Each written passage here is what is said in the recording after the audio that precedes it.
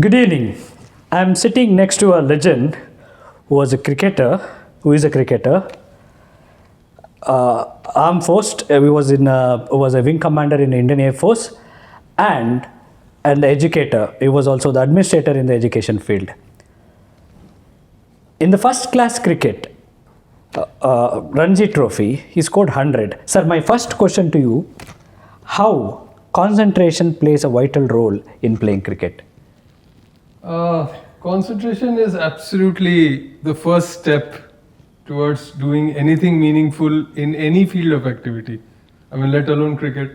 Unless you can concentrate on what you're doing, it's just not possible to achieve any kind of good results.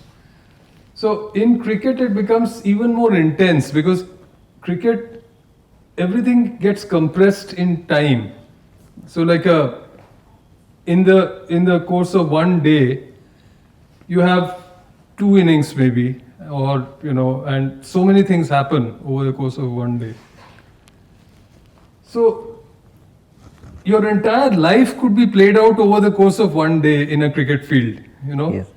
So you need to obviously be present on the ground mentally. Physically you are present, Yes. but mentally you have to be present all the time.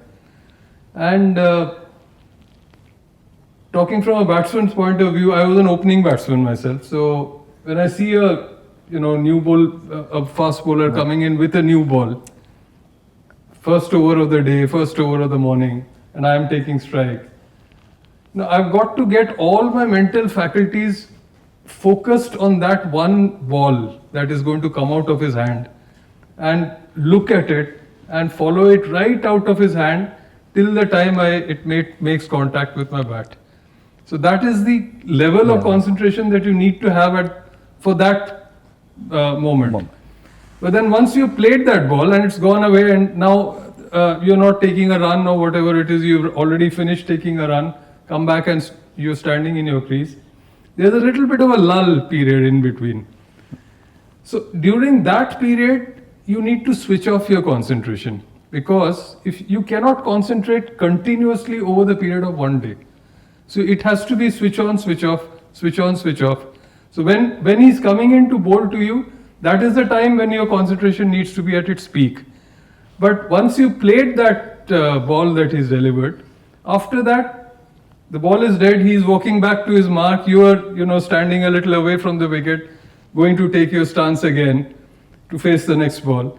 That is the time when you can relax mentally a little bit, because that relaxation is also equally important to be able to maintain your concentration for the next ball.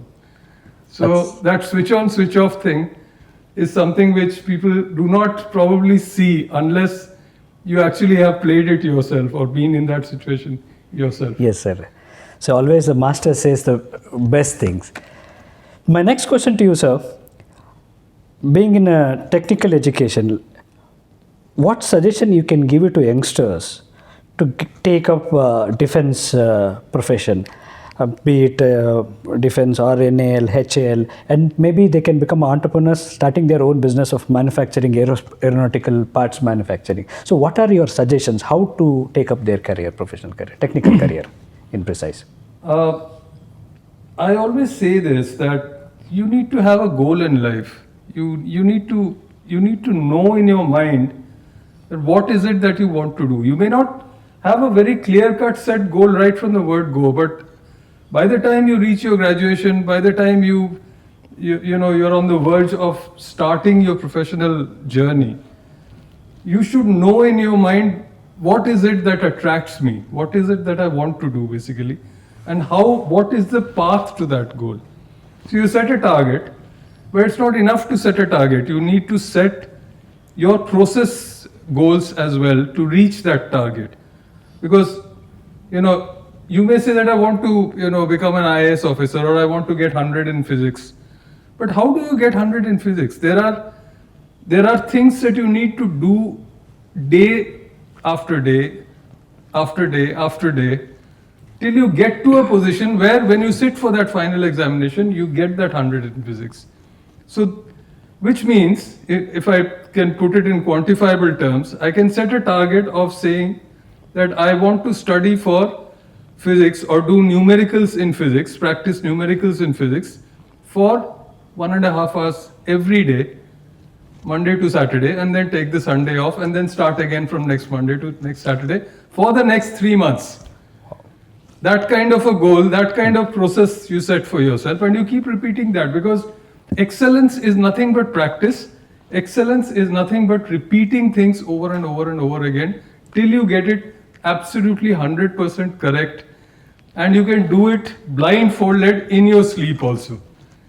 So you need to set yourself a target. You need to set yourself a process goal. You need to follow that goal, everyday goal, that process goal, with dedication and commitment day after day, till it takes you to a position where you can actually achieve that target goal of yours. Thank you, sir. My third question is, you managed almost a decade an educational institution with 4,000 plus students. How challenging it was, and how did you manage it, sir? It was very interesting actually, because firstly, when I've been, like, I was actually, if you see, when I joined the Air Force, I became a soldier. I wore a uniform and I was like a professional soldier. So when I came out of the Air Force and went to the educational institution, people started calling me teacher. Now, it took a little bit of getting used to being called a teacher from the background that I was coming from. But I then realized at that point of time that we are all teachers in some way or the other.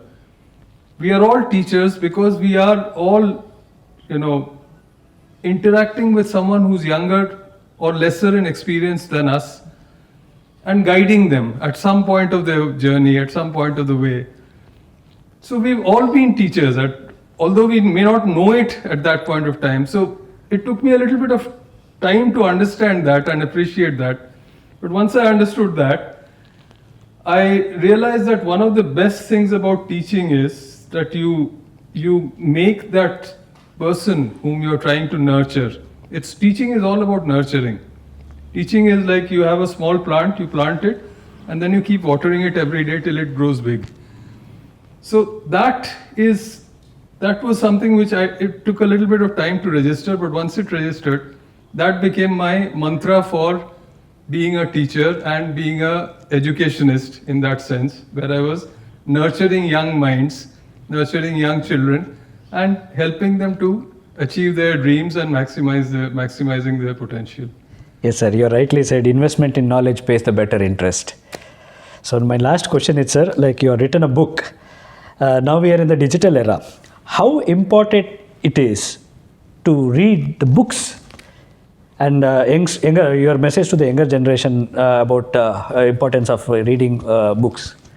You see, the habit of reading these kind of books, books in a physical form, that unfortunately is dying out. It's a fact. It's a sad fact, and it's something which should not be happening, because ultimately reading is something that you cannot get away from. It contributes to your mental development. It contributes to your development as a human being.